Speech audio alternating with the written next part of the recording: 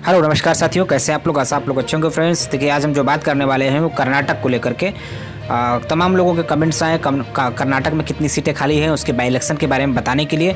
तो देखिए, कर्नाटक में 3 सीटें खाली हैं, उसी पर बाई इलेक्शन होने वाला है। तो चलिए फिर वीडियो में आगे बढ़ने से पहले मैं आपको बता दूं कि डिस्क्रिप्शन में हमने लिंक दिया है यूपी, एमपी, छत्तीसगढ़, हरियाणा और झारखंड, इन राज्यों में जो उपचुनाव होने वाले हैं उनके वीडियोस के लिंक हमने दिए हैं। आप चाहें तो वहां से जाकर देख सकते हैं। इसके अलावा नेक्स्ट वीडियो जो हमारा आएगा वो मणिपुर में जो बाई इलेक्शन होने वाला है उसको लेकर आएगा। कर्नाटक में अभी विधानसभा की 3 सीटें खाली हैं, राजराजेश्वरी नगर, मस्की और शिरा।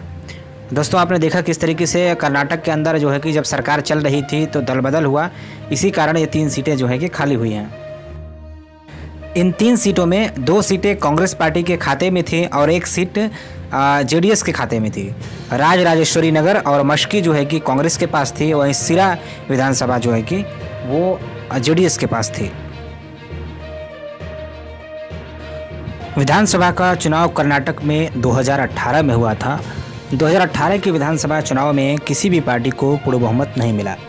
इसमें देखिए, भारतीय जनता पार्टी को 104 सीटें मिली थी, इंडियन नेशनल कांग्रेस को 78 सीटें मिली, जेडीएस यानी जनता दल सेक्युलर को 37 सीटें मिली, बीएसपी को 1 सीट, केपीजेपी को 1 सीट और 1 सीट निर्दलीय के खाते में गई थी।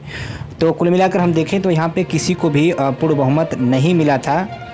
बाद में जो है कि कांग्रेस और जेडीएस ने गठबंधन करके वहाँ पे सरकार बनाया और मुख्यमंत्री बने थे वहाँ पे कुमारस्वामी। वोटा परसेंटेज की बात कर लें तो भारतीय जनता पार्टी को 36.2% वोट मिला था 2018 के विधानसभा चुनाव में, और कांग्रेस को 38% वोट मिला था, जेडीएस को 18.3% वोट मिला था।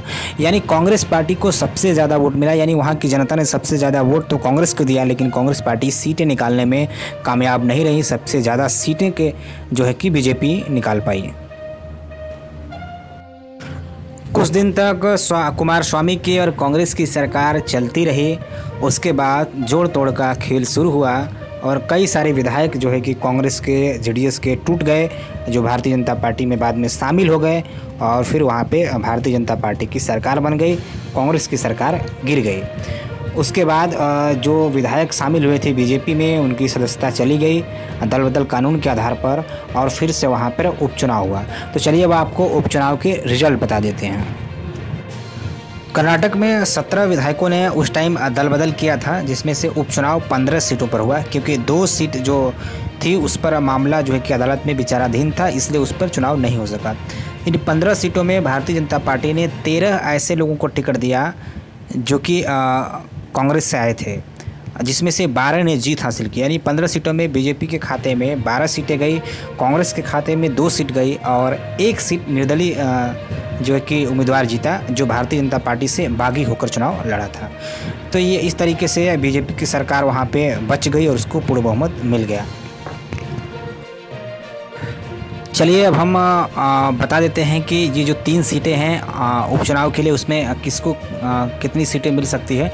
तो सबसे पहली सीट की बात करें राजराजेश्वरी नगर की, तो ये सीट जो है कि कांग्रेस पार्टी के खाते में थी और वर्तमान में भी यहाँ पे कांग्रेस पार्टी का पलड़ा भारी है।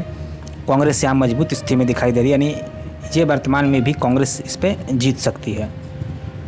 बात करें दूसरी सीट की, तो दूसरी सीट है मस्की। मस्की सीट भी कांग्रेस पार्टी के पास ही थी, और अगर इसको वर्तमान स्थिति को देखें तो मस्की में सीधी सीधी टक्कर जो है कि बीजेपी और कांग्रेस के बीच होगी।